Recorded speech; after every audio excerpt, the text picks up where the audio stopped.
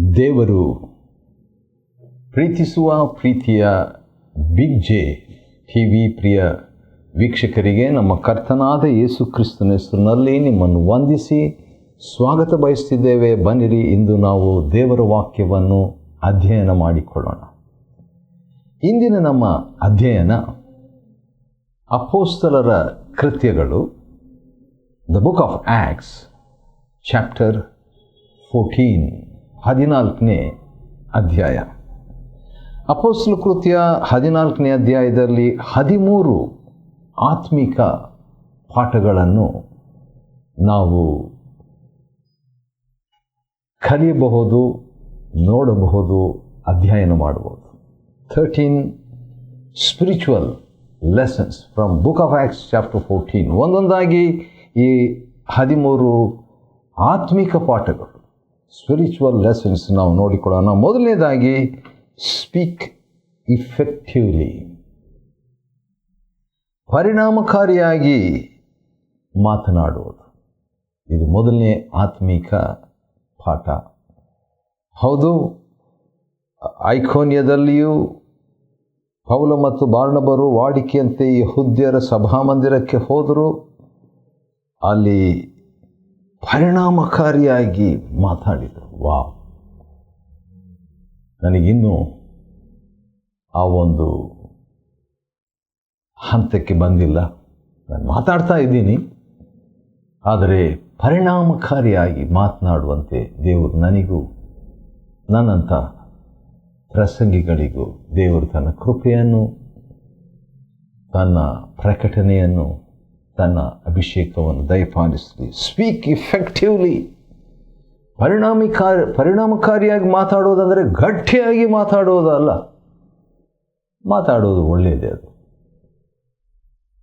ಜನರು ಜಾಸ್ತಿ ಇದ್ದಾಗ ಆ ರೀತಿಯಾಗಿ ಮಾತನಾಡುವಂಥದ್ದು ಅಗತ್ಯ. ಅದರಲ್ಲಿ ಮೈಕ್ ಇಲ್ಲದೆ ಇದ್ದಾಗ ಇನ್ನೂ ಗಟ್ಟಿಯಾಗಿ ಮಾತನಾಡುವಂಥದ್ದು ಒಳ್ಳೆಯದು. ಆದರೆ ನನಗೆ ದೇವರಂತ ಹೇಳೋಕ್ಕಿಂತಲೂ ದೇವರು ಕೊಟ್ಟ ಬುದ್ಧಿಯಲ್ಲಿ ನಾನು ತಿಳ್ಕೊಂಡಂಥ ಒಂದು ವಿಷಯ ಏನಂತ ಹೇಳಿದರೆ, ಗಟ್ಟಿಯಾಗಿ ಮಾತಾಡಿದರೆ ಪರಿಣಾಮ ಅಲ್ಲ, ದೀನತ್ವದಿಂದ, ಅಭಿಷೇಕದಿಂದ, ಪವಿತ್ರತೆಯಿಂದ, ಪ್ರೀತಿಯಿಂದ,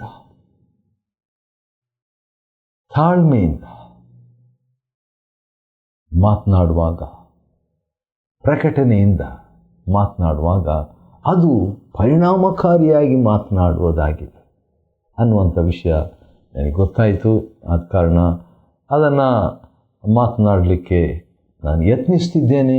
ಇನ್ನೂ ಆ ಒಂದು ಹಂತಕ್ಕೆ ಬರಲಿಲ್ಲ. ಇದು ಮೊದಲನೇ ಆತ್ಮಿಕ ಪಾಠ. ಇನ್ನೂ 12 ಆತ್ಮಿಕ ಪಾಠಗಳಿದೆ. 14ನೇ ಅಧ್ಯಾಯ ಅಪೊಸ್ತಲ ಕೃತ್ಯ ನಾವು ಅಧ್ಯಯನ ಮಾಡಿಕೊಳ್ತಾ ಇದ್ದೇವೆ. ಅದರಲ್ಲಿ ಮೊದಲನೇ ಪಾಠ ಏನಂದರೆ ಸ್ಪೀಕ್ ಎಫೆಕ್ಟಿವ್ಲಿ, ಪರಿಣಾಮಕಾರಿಯಾಗಿ ಮಾತನಾಡುವುದು. ಎರಡನೇದಾಗಿ ಕೈಗಳಿಂದ ಅದ್ಭುತ ಮಾಡುವ ಶಕ್ತಿ, doing miracles through our hands. ನಮ್ಮ ಕೈಗಳಿಂದನ ಅಂತ ನಮಗನ್ನಿಸ್ಬೋದು. ಅದರ ವಾಕ್ಯ ನೋಡೋಣ ಬನ್ನಿರಿ. 14ನೇ ಅಧ್ಯಾಯ 3ನೇ ವಚನ ಅಪೊಸ್ತಲ ಕೃತ್ಯದಲ್ಲಿ ನೋಡುವಾಗ, ಪೌಲ ಬಾರ್ನಬರು ಕರ್ತನ ವಿಷಯದಲ್ಲಿ ಧೈರ್ಯದಿಂದ ಮಾತಾಡಿದರು. ಕರ್ತ ಯೇಸು ಅವರ ಕೈಗಳಿಂದ, ಯೇಸು ಸ್ವಾಮಿ ಕೈಗಳಿಂದ ಅಂತ ಬರೆದಿಲ್ಲ, ಅದು ಕೂಡ ಸಾಧ್ಯ.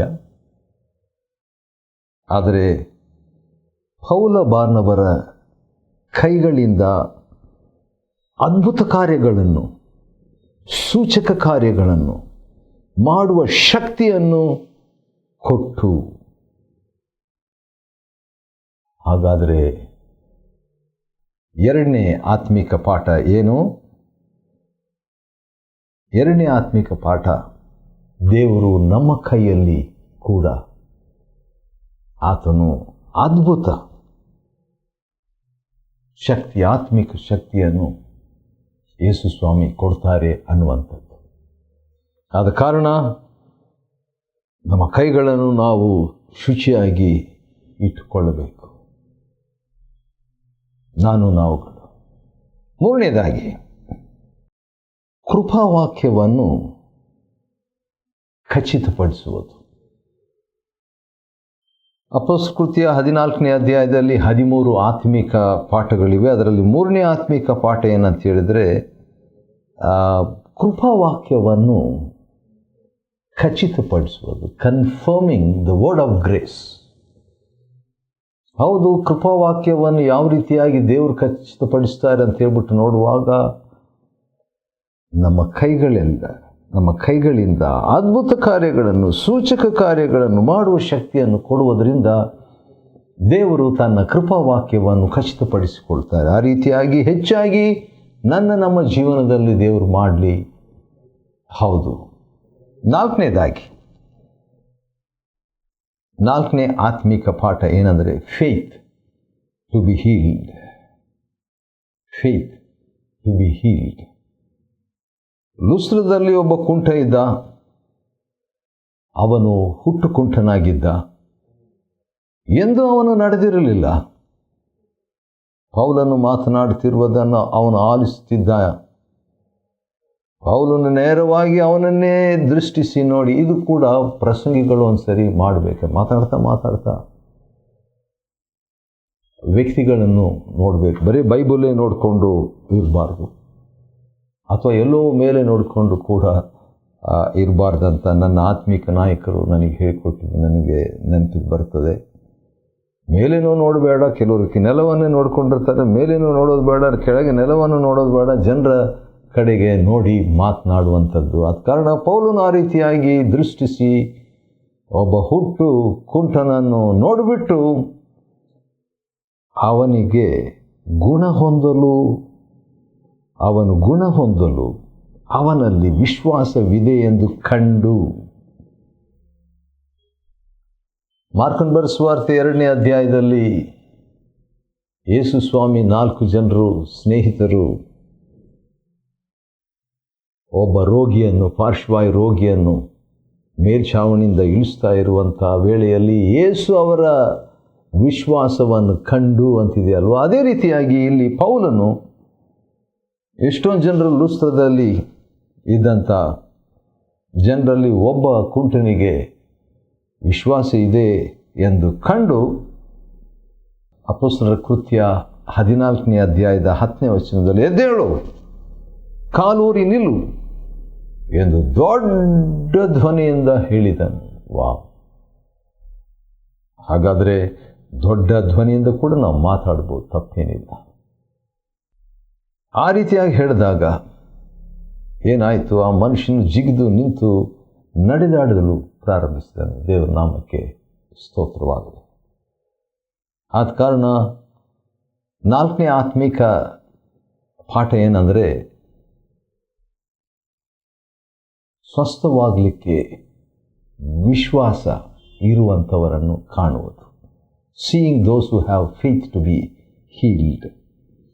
5ನೇದಾಗಿ ಈ ರೀತಿಯಾಗೆಲ್ಲ ಒಂದು ಅದ್ಭುತ ಮಾಡಿದ ಮೇಲೆ ಇವರು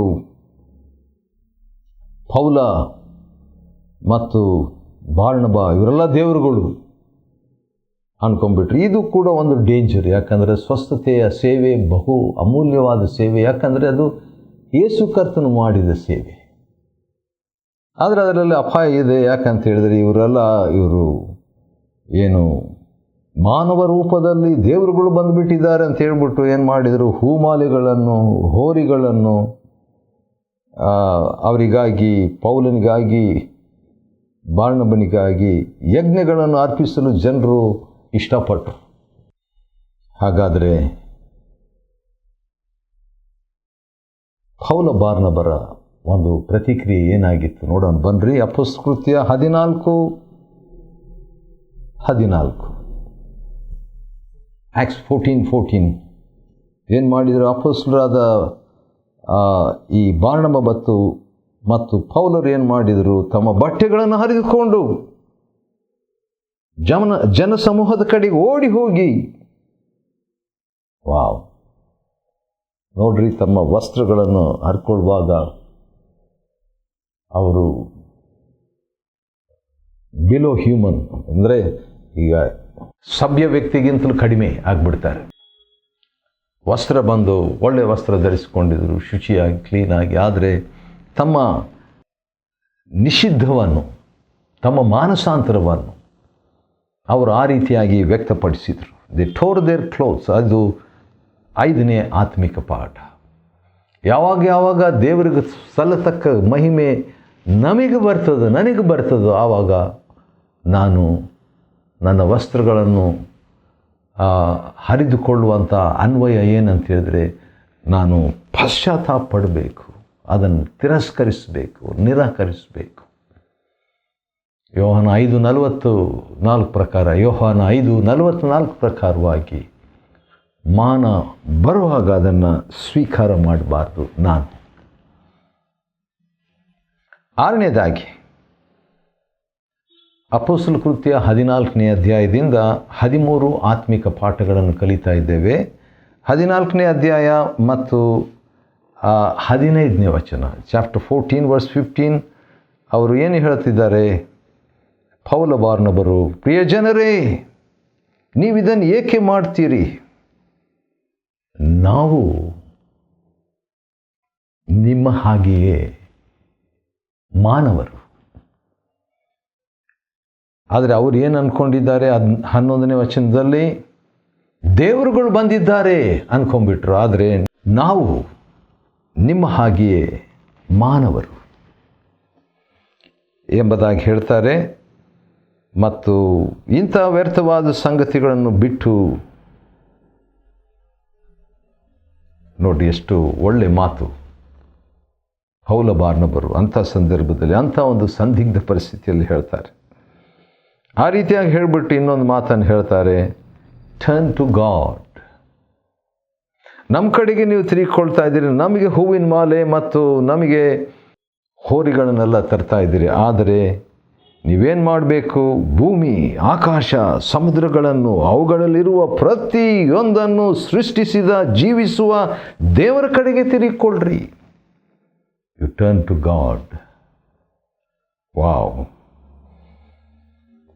ಎಂಥ ಮಾತು! ಅಪೊಸ್ತಲ ಕೃತ್ಯ 14 ಮತ್ತು 15ನೇ ವಚನದಲ್ಲಿ 2ನೇ ಭಾಗ, ದೇವರ ಕಡೆಗೆ ತಿರುಗಿಕೊಳ್ಳಿರಿ, ಟರ್ನ್ ಟು ಗಾಡ್ ಎಂಬುದಾಗಿ ಹೇಳ್ತಾರೆ. ಅದು ಸುವಾರ್ತೆ. ದೇವರ ಕಡೆಗೆ ತಿರುಗಿಕೊಳ್ಳ್ರಿ ಅನ್ನುವಂಥದ್ದು ಸುವಾರ್ತೆ. ಆ ಒಂದು ಸುವಾರ್ತೆಯನ್ನು ಈಗ ಅವ್ರು ಸಾರ್ತಾರೆ. ಈಗ ನಮ್ಮ ಕಡೆ ಎಲ್ಲ ದೇವ್ರ ಕಡೆ ತಿರುಗಿಕೊಳ್ಳ್ರಿ ಅಂತ ಹೇಳ್ಬಿಟ್ಟು. ಅದಾದ ಮೇಲೆ 17ನೇ ವಚನದಲ್ಲಿ ಇನ್ನೊಂದು ಆತ್ಮಿಕ ಪಾಠ ಇದೆ, ಅದನ್ನು ನೋಡೋಣ ಬನ್ನಿರಿ. ದೇವರು ತಮ್ಮ ಬಗ್ಗೆ, 14ನೇ ಅಧ್ಯಾಯ ಅಪೊಸ್ತಲ ಕೃತ್ಯ 17ನೇ ವಚನದಲ್ಲಿ, ದೇವರು ತಮ್ಮ ಬಗ್ಗೆ ಸಾಕ್ಷಿ ಕೊಡದೇ ಇರಲಿಲ್ಲ. ದೇವರು ಸಾಕ್ಷಿ ಕೊಡದೇ ಇರಲಿಲ್ಲ. ಹಾಗಾದರೆ ದೇವರು ತನ್ನ ಬಗ್ಗೆ ಸಾಕ್ಷಿ ಕೊಟ್ಟಿದ್ದಾರೆ. ವಾವ್! ಹಿಂದಿನ ಕಾಲದಲ್ಲಿ ಆಯಾ ದೇಶಗಳು ತಮ್ಮ ತಮ್ಮ ಮಾರ್ಗಗಳಲ್ಲಿಯೇ ನಡೆಯುವಂತೆ ದೇವರು ಬಿಟ್ಟುಬಿಟ್ರು. ಆದರೆ ಈಗ ದೇವರು ಸಾಕ್ಷಿ ಕೊಟ್ಟಿದ್ದಾರೆ, ತನ್ನ ಬಗ್ಗೆ ಮನಸಾಕ್ಷಿಯಲ್ಲಿ ಕೊಟ್ಟಿದ್ದಾರೆ. ಇನ್ನು ಪೌಲ ಬಾರ್ನಬರು ಏನು ಹೇಳ್ತಾರೆ ನೋಡೋಣ. ಅಪೊಸ್ತಲ ಕೃತ್ಯ 14:17ನೇ ವಚನದಲ್ಲಿ, ಆಕಾಶದಿಂದ ಮಳೆ, ಸಕಾಲದಲ್ಲಿ ಬೆಳೆ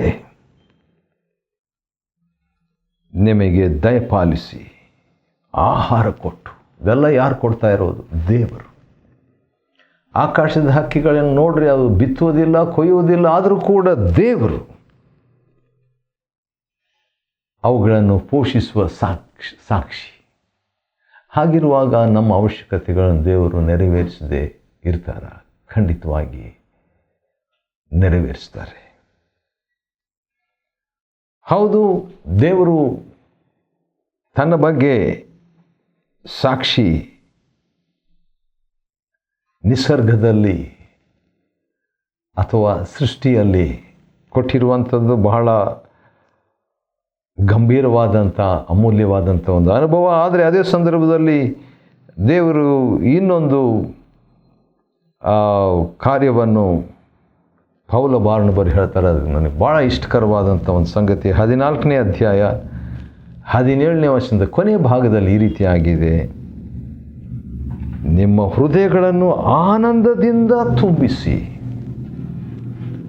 ಒಳ್ಳೆಯದನ್ನು ಮಾಡುತ್ತಾ ಬಂದವರು ದೇವರೇ.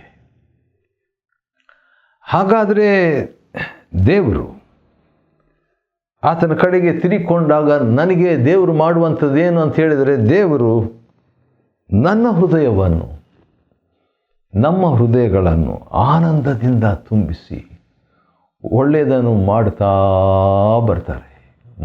ಬಂದಿದ್ದಾರೆ. ಆದ ಕಾರಣ ನಾವು ಆನಂದದಿಂದ ಇರುವಂಥ ಹಿ ಫೀಲ್ಸ್ ವಿತ್ ಜಾಯ್. 10ನೇದಾಗಿ 14ನೇ ಅಧ್ಯಾಯ 22ನೇ ವಚನದಲ್ಲಿ ನಾವು ಬಹು ಸಂಕಟಗಳನ್ನು ತಾಳಿ ಅನೇಕ ಸಂಕಟಗಳಿಂದ ದೇವರ ರಾಜ್ಯದೊಳಗೆ ಸೇರಬೇಕು. ಇದು ಕೂಡ 10ನೇ ಆತ್ಮಿಕ ಪಾಠ, 10th ಸ್ಪಿರಿಚುವಲ್ ಲೆಸನ್. ಸಂಕಟಗಳು, ಅವುಗಳನ್ನು ಹೊತ್ತು ತಾಳಿ ನಾವು ದೇವರ ರಾಜ್ಯದಲ್ಲಿ ಸೇರಬೇಕು ಅನ್ನುವಂಥ ಆತ್ಮಿಕ ಪಾಠ. 11ನೇದಾಗಿ 23ನೇ ವಚನದಲ್ಲಿ ಈ ರೀತಿಯಾಗಿದೆ. ಕೊನೆ ಭಾಗದಲ್ಲಿ ಅವರು ಉಪವಾಸ ಪ್ರಾರ್ಥನೆಯನ್ನು ಮಾಡಿ ಅವರು ನಂಬಿದ ಕರ್ತನಿಗೆ ಒಪ್ಪಿಸಿದರು. Entrusted to the Lord whom they believed. ಅವರು ನಂಬಿದ ಕರ್ತನಿಗೆ ಅವರನ್ನು ಒಪ್ಪಿಸಿದರಂತೆ. Wow, great. ಇದು ಈಗ ನಾವು ನೋಡುವಂಥ 11ನೇ ಒಂದು ಆತ್ಮಿಕ ಪಾಠ. 12ನೇ ಆತ್ಮಿಕ ಪಾಠ ಚೆನ್ನಾಗಿದೆ. ಅದು ಏನಂತ ಹೇಳಿದರೆ 26ನೇ ವಚನದ 2ನೇ ಭಾಗದಲ್ಲಿ ದೇವರ ಕೃಪೆಗೆ ತಮ್ಮನ್ನು ಸಮರ್ಪಿಸಿಕೊಂಡದ್ದು. Commit to the grace of God. ಹೌದು. ಇನ್ನೊಂದು 3ನೇ ವಚನದಲ್ಲಿ ತಮ್ಮ ಕೃಪಾವಾಕ್ಯವನ್ನು ಖಚಿತಪಡಿಸಿದರು. ಆದರೆ ಇಲ್ಲಿ ನಾವು ನೋಡುವಾಗ 26ನೇ ವಚನ, ಅವರು ಪೂರೈಸಿದ ಸೇವೆಗಾಗಿ ದೇವರ ಕೃಪೆಗೆ ತಮ್ಮನ್ನು ಸಮರ್ಪಿಸಿಕೊಂಡರು. ದೇವರ ಕೃಪೆಗೆ ನಾವು ಕೂಡ ಇಂದು ಸಮರ್ಪಿಸಿಕೊಳ್ಳೋಣ. ಕೊನೆಯದಾಗಿ 13ನೇ ಆತ್ಮಿಕ ಪಾಠ, ಅಪೊಸ್ತಲ ಕೃತ್ಯ 14ನೇ ಅಧ್ಯಾಯದ ಕೊನೆ ವಚನ 28ನೇ ವಚನದಲ್ಲಿ ಅಥವಾ 27ನೇ ವಚನದಿಂದ ನಾವು ನೋಡಿಕೊಳ್ಳೋಣ. ದೇವರು ವಿಶ್ವಾಸದ ದ್ವಾರವನ್ನು ತೆರೆದಿರುವುದನ್ನು ಅವರಿಗೆ ವರದಿ ಮಾಡಿದರು. God opens the door of faith. ದೇವರು ವಿಶ್ವಾಸದ ಬಾಗಿಲನ್ನು ತೆರೆದಿಡುವ ದೇವರು. ಹಾಗಾದರೆ ನಮಗೋಸ್ಕರವಾಗಿ ಮುಚ್ಚಿದ ಬಾಗಿಲನ್ನು ತೆರೆಯದೇ ಇರ್ತಾರಾ? ಖಂಡಿತವಾಗಿ ತೆರೀತಾರೆ. ನಾವು ಅದನ್ನು ಕಾದಿದ್ದು ನೋಡೋಣ, ವಿಶ್ವಾಸದಿಂದ ಅದನ್ನು ನೋಡೋಣ, ನಿರೀಕ್ಷೆಯಿಂದ ದೇವರೇ ನನಗೋಸ್ಕರವಾಗಿ, ನನ್ನ ಕುಟುಂಬಕ್ಕಾಗಿ, ನನ್ನ ಪ್ರಿಯರಿಗಾಗಿ, ನನ್ನ ಜನರಿಗಾಗಿ ವಿಶ್ವಾಸದ ಬಾಗಿಲನ್ನು ತೆರೆ ಮಾಡು. ನನ್ನ ಪ್ರಯಾಣ ಅದನ್ನು ತೆರೆಯ ಮಾಡು. ನನ್ನ ಭವಿಷ್ಯವನ್ನು ತೆರೆಯ ಮಾಡು. ನನ್ನ ಮಕ್ಕಳ ಅಥವಾ ಮೊಮ್ಮಕ್ಕಳ ಅವರ ಆತ್ಮಿಕತ್ವವನ್ನು, ವಿಶ್ವಾಸದ ದ್ವಾರವನ್ನು ಅವರಿಗಾಗಿ ತೆರೆಯ ಮಾಡು ಅಂತ ಹೇಳುವಾಗ ಖಂಡಿತವಾಗಿ ದೇವರು ಮಾಡ್ತಾರೆ. ಅಪೊಸ್ತಲ ಕೃತ್ಯ 14ನೇ ಅಧ್ಯಾಯದಿಂದ ನಾವು 13 ಆತ್ಮಿಕ ಪಾಠಗಳನ್ನು ಅಧ್ಯಯನ ಮಾಡಿಕೊಳ್ಳುವಂತೆ ದೇವರು ಕೊಟ್ಟ ಕೃಪೆಗಾಗಿ ಆತ್ಮಿಕ ಸ್ತೋತ್ರವಾಗಲಿ. ದೇವರು ನಿಮ್ಮನ್ನು ಆಶೀರ್ವದಿಸಲಿ.